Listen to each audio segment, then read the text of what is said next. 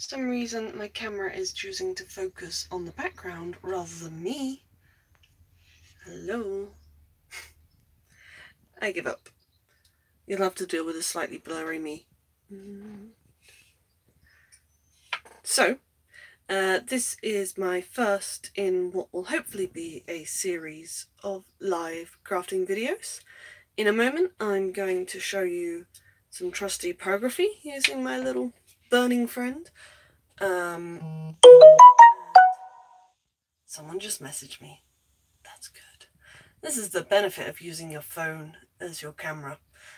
Hey ho, it'll do. It'll do for now. So, without further ado, I'm going to rotate the camera, set you on a frame, and show you what we're going to get up to today. Okay, camera rotated.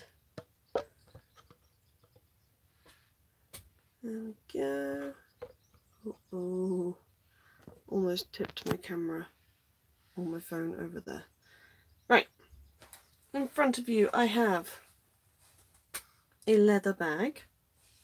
By the way, I won't necessarily see any messages you post because the way I would see them would be on my phone, and I'm not looking at my phone, I'm looking at the bag. Ooh.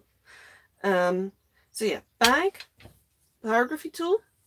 This is a Dremel one. I also have a plug electric one, but it isn't as good by any stretch of the imagination. With that, I have some different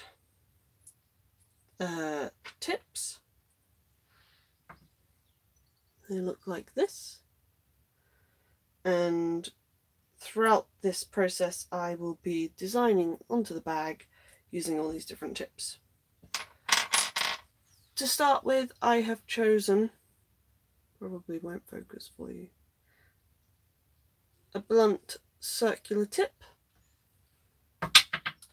And I have already drawn circles on the bag, but they're deliberately off center. To do this, I have used, where is it? A stabby tool you would usually use in paper crafting, and creaky chair, sorry, various different lids from around my craft room. Yes, that's a strawberry lid. There are lots of strawberry things in my craft room. Without further ado, I'm going to start up my pyrography tool. It's going to make a horrible noise, but hopefully you'll forgive me. And I've locked it on. And I don't know if you can tell, it's very hot, so I'm not going to put my hand very near it. But this piece here is now starting to glow. I'm going to try and keep this in focus. And I just need to give it a few seconds to heat up. And when I'm doing pyrography, I'm obviously creating fumes.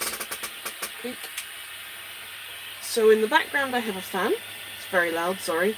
And I also have the window open. Earlier you may have heard birdsong. It's lovely. Okay, this should be up to temperature now. So I'm just going to start. And what I've done actually is I've kept the flap of the bag down so that I can create the pattern across the flap of the bag, and then once I'm done underneath I may well do something different, like a hidden surprise.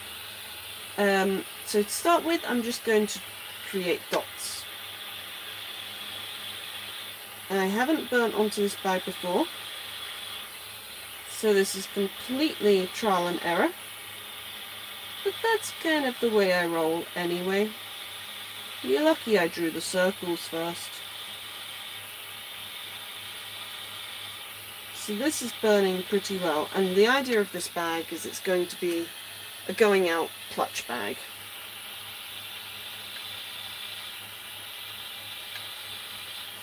And I wanted to show you just how simple pyrography can be to create what I hope will be quite a nice effect.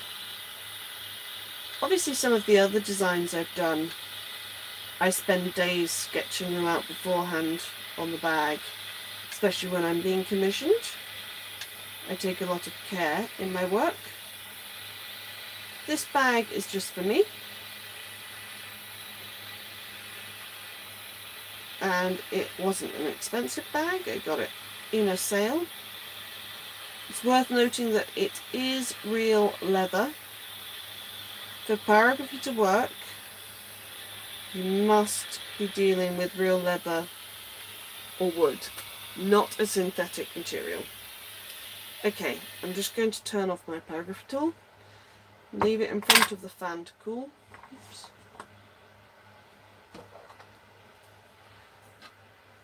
It does actually have a stand on it, so it's sitting there, and that's fine. In the meantime, you may have noticed in the background I have these shoes. They are painted on one side using different paint pens that I have, and then the other side, this pair, or this one of the pair, I have covered in brass circles. You may be thinking, these look awfully familiar. You're right. They are drawing pins. And, if you'll excuse the noise I'm about to make, that was totally a bag of Haribo in the background, by the way. To make all these drawing pins, I have to cut the spikes off. So what I have here is a really old tin full of drawing pins and some pliers. I've got some snips and then 2 sets of grabby pliers. And I take a drawing pin, I place the snips at the bottom of the pin, and because sometimes I have the hand strength and sometimes I don't, I normally just squeeze with the snips. They're probably really old and rubbish, but hey ho. Then I, with the 2 pliers, bend and snap the end off. This stops me having to use safety goggles, and generally is quite an easy process, quite a relaxing process to follow. But it does, after a while, hurt your hand. So I'm just doing this while I wait for my pyrography tool to cool sufficiently in order to change the nib. Because to get those different effects going around, I'm going to use one of these different nibs every time.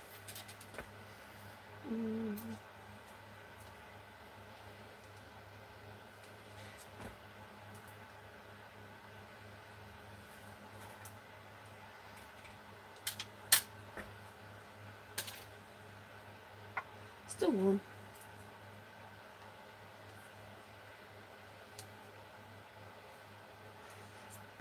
So I'm hoping to go with live broadcasting while I'm in my craft room, rather than making these pre-edited films.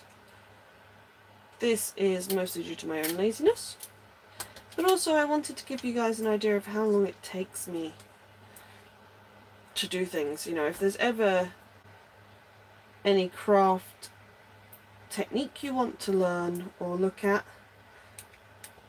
it's worth getting an idea of just how long these things take before you plunge in. Because I've certainly given up on things when I've taken a lot longer to complete them than I've allowed myself time.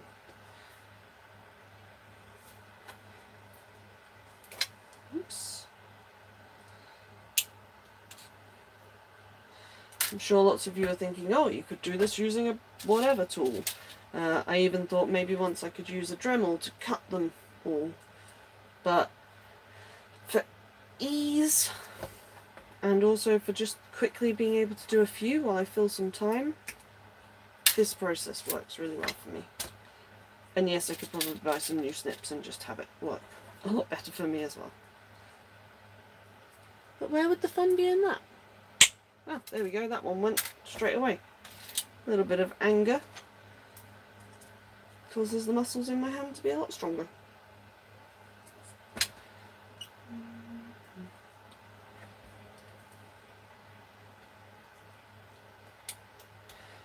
I'm thinking what I'll do in these times as well is some basic kind of tutorials on how to do things.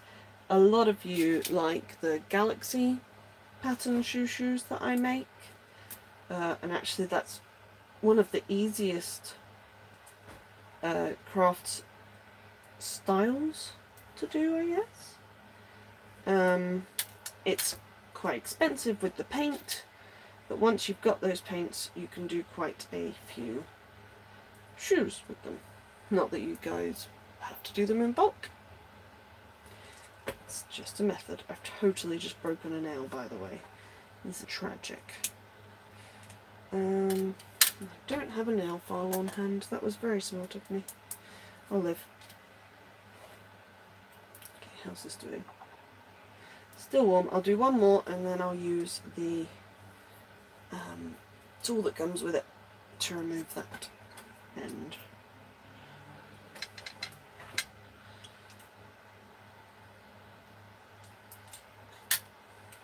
Okay, let's put these off to one side. Pencil away, let's try.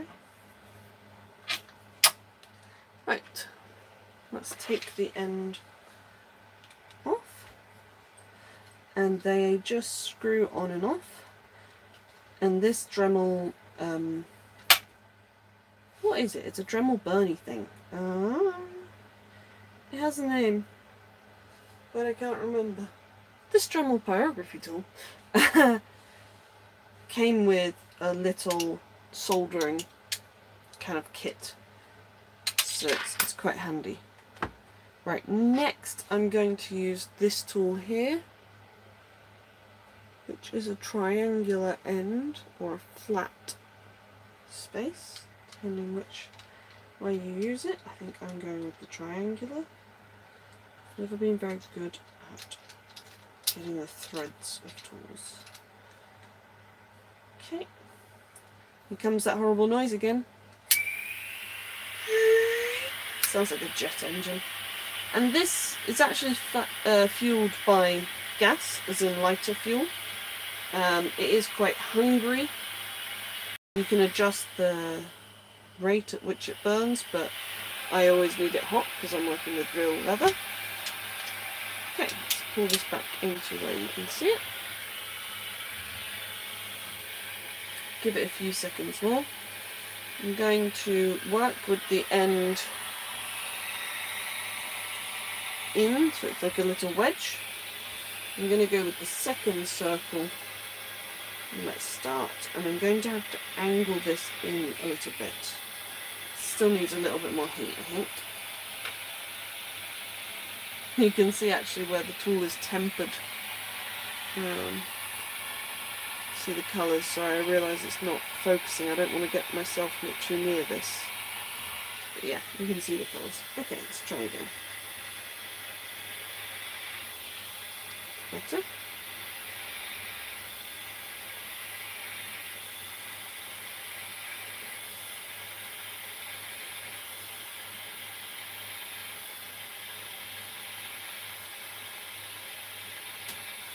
This leaves very cute little triangles.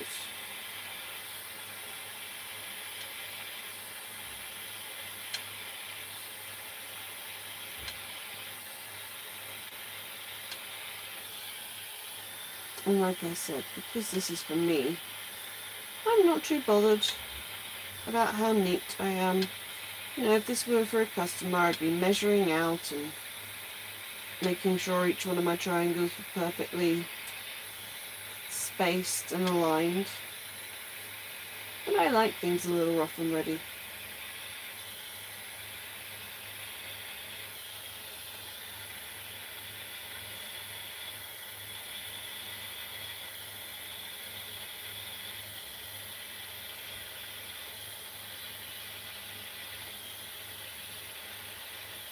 So if you've never come across shoes before, please do check me out on Instagram or Facebook. I am Amy. They're called Amy's Shoes. Funny that. Normally my crafts revolve around shoes. You never would have guessed. tonight I'm obviously working on a little handbag. Okay, time for this to turn off again. Show you what I've done so far. So you see, that's my Pyrography tool pausing actually. It's very subtle, but it's quite effective. It's going to look quite tribal when I'm done. And if I want, because let's face it, this is me, I've had really nice effects come out of painting over or waxing, like gilding over Pyrography on black before, and it kind of picks up these textures. Let's give you another look. I feel like I'm on QVC or something. So you can see I've got a couple more circles to work with. So let's have a think about what tool I want to use next. There is light. This one. He's pretty awesome. And he gives lines, but I can also use him just as. This one, it's quite hard for me to tell if I'm focusing, sorry. It's an oval.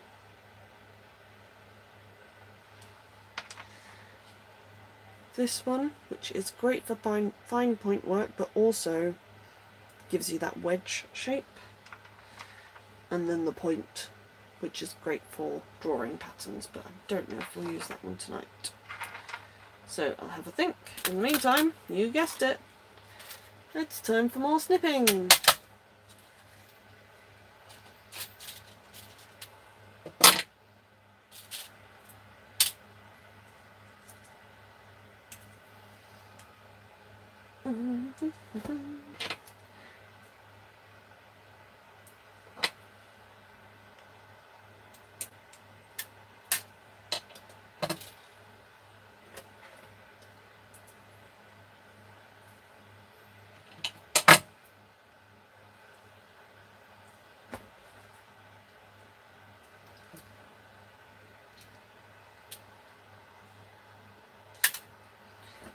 I've often wondered, that was already done, if there were a kind of Twitch for crafting,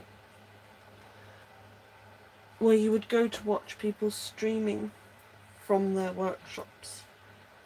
This is obviously my craft room. I'm very lucky that I have one. Just happened to be in the house that I'm living in at the moment. There was a utility room without plumbing to it, very useful utility room, that I immediately pegged as my craft room.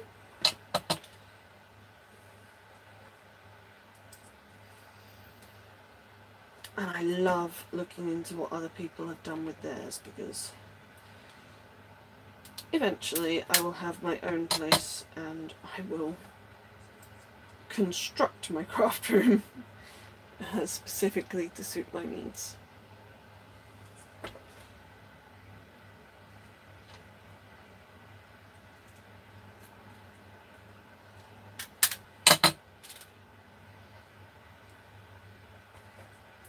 If you're still watching, let me know any requests.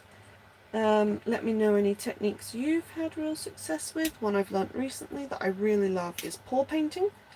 Oh dear, that didn't go well. Let's just push that back.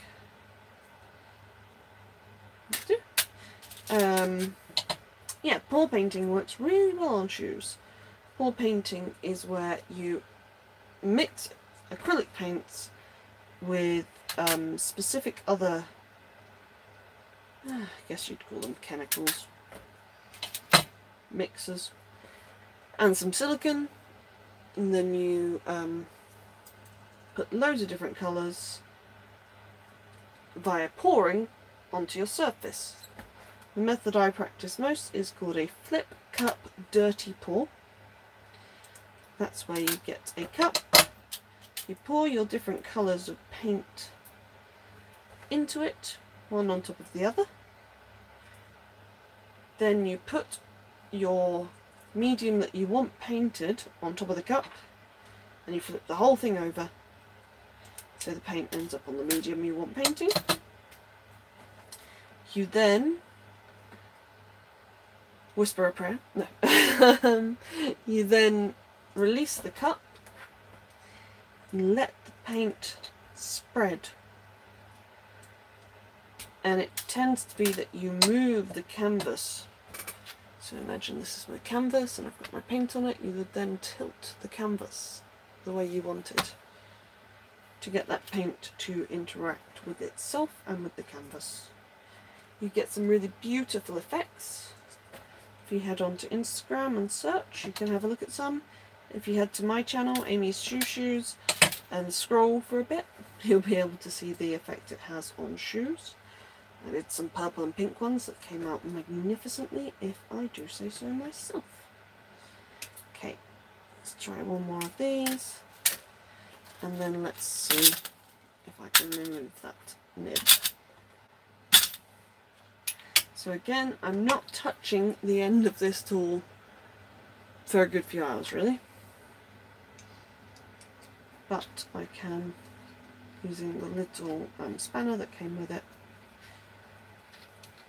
unscrew and drop it, the hot end, into there. So I am next going to use this crazy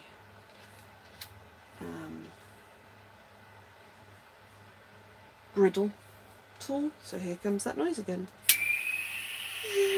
Sorry, can't help but imitate it. Okay, let's pull my bag back into the picture.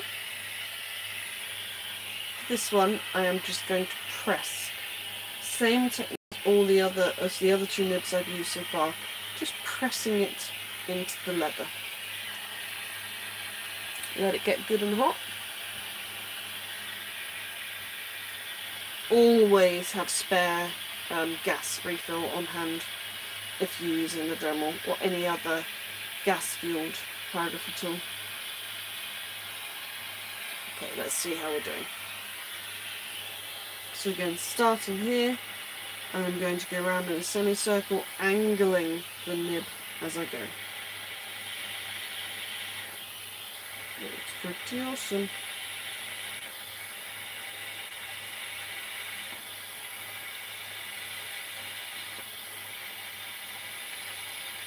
It's better than I could have hoped, actually. So you see the smoke that comes off it. Don't breathe that in. Like I said, I've got a fan going, I've got the window open, I am in a well ventilated area. Some of you may want to use gas masks as well. They treat the leather with all sorts of horrible chemicals.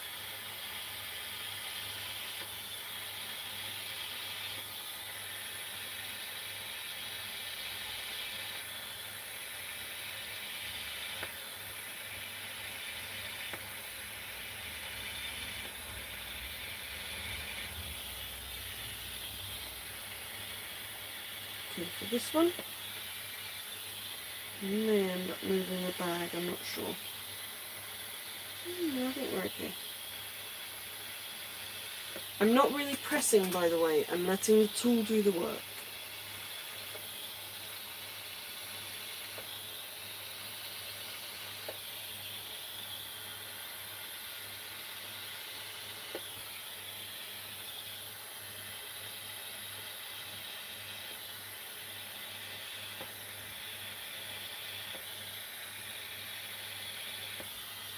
Okay, and off again. Just rest that down. Just gonna have a quick sip of drink.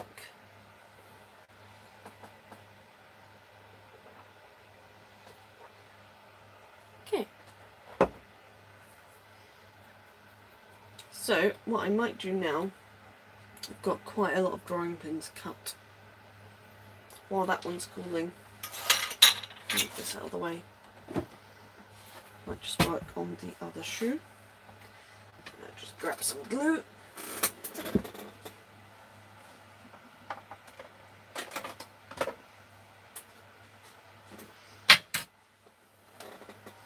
The glue I use is nasty. You do not want to breathe it in.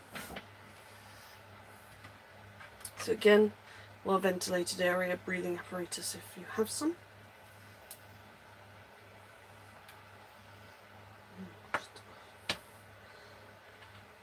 I have to import it from America.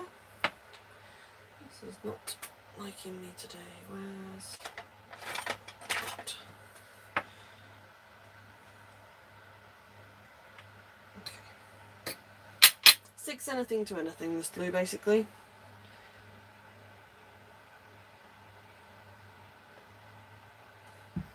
Sorry, I don't know if you can see.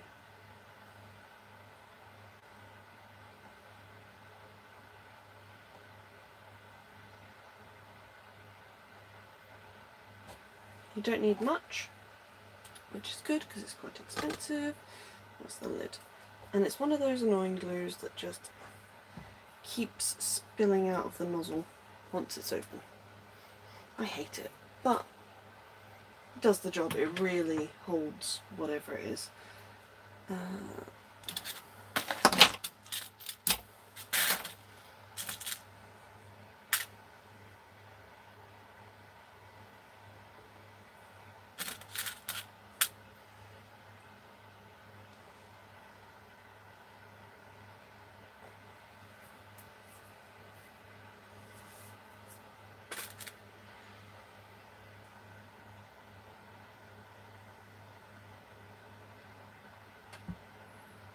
Sorry, I'm not used to having to do this for the camera.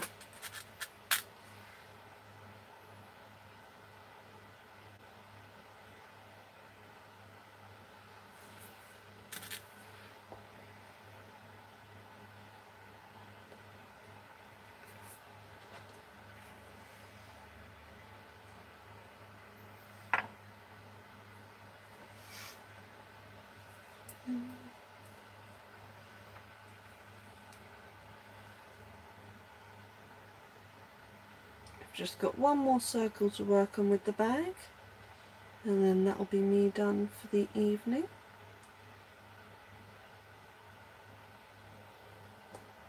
So I'll just do one more row of these and see how the heat is going on that nib. You know, you'll have seen my arm as I reach for the drawing pins.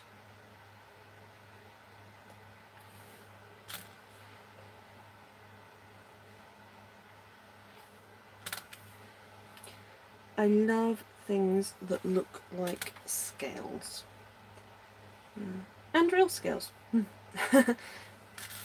Reptiles are amazing. And I think of these as like dragon scales. Okay, I'm just going to rest that in a very particular way so the angle is right. Bring the bag back into shot. Let's take this nib off. This one. Next, I'm going to try something slightly more tricky. I'm going to work with this wedge shape. Yes, wedge shape. And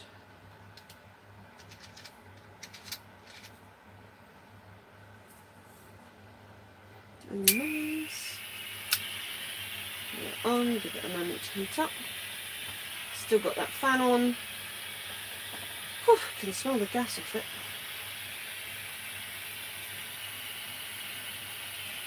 Okay, so what I'm going to do this time is go around once with the nib pointing one direction, and I'm going to go around again with the nib pointing the other direction.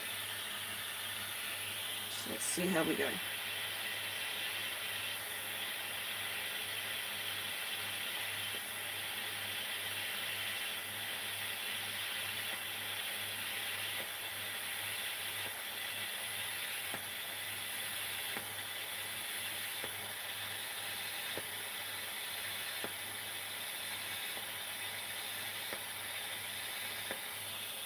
Sure you can hear the concentration.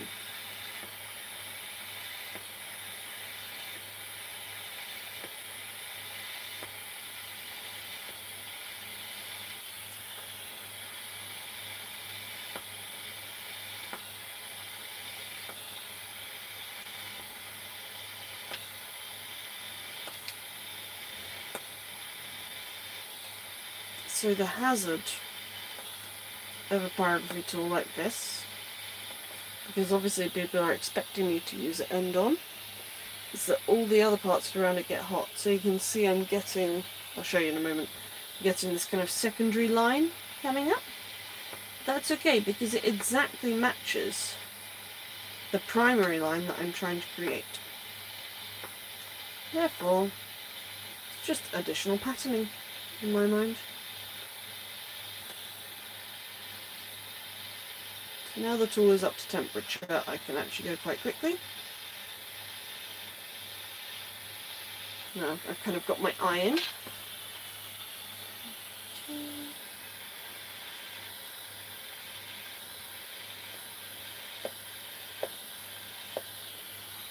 Let's just undo the flap.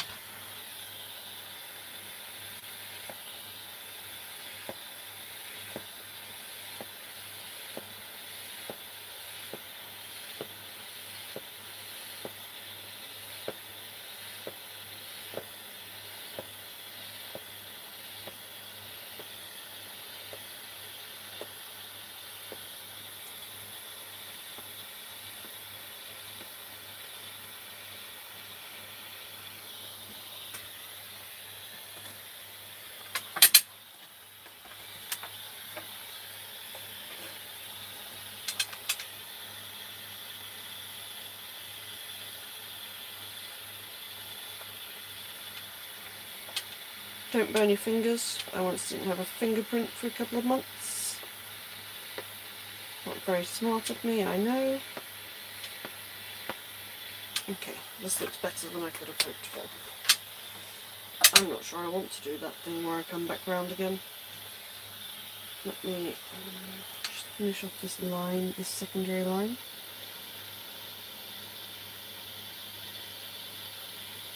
I'm kind of drawing a scallop.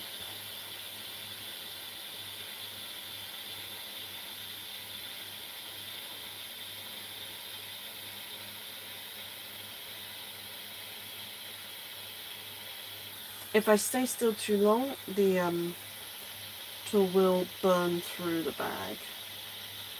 So I've got to keep moving.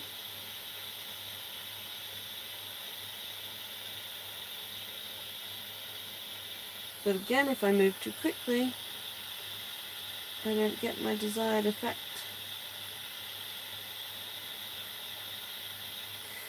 It takes a fair amount of practice to get right.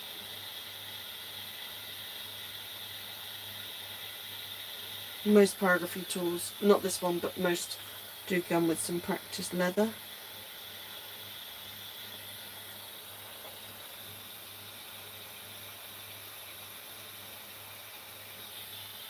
Okay.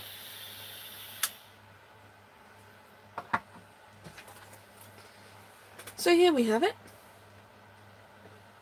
From a plain black bag to something with a little bit of texture, a little bit of patterning. Still go with everything, and from a distance you won't really notice that anything's different about it. If I were going to work further on this, I would obviously do underneath the bag flap, and I might look at putting some colours or some wax or gilding onto it. Right, I hope you've enjoyed watching. Thank you very much, and I'm sure I'll see you again.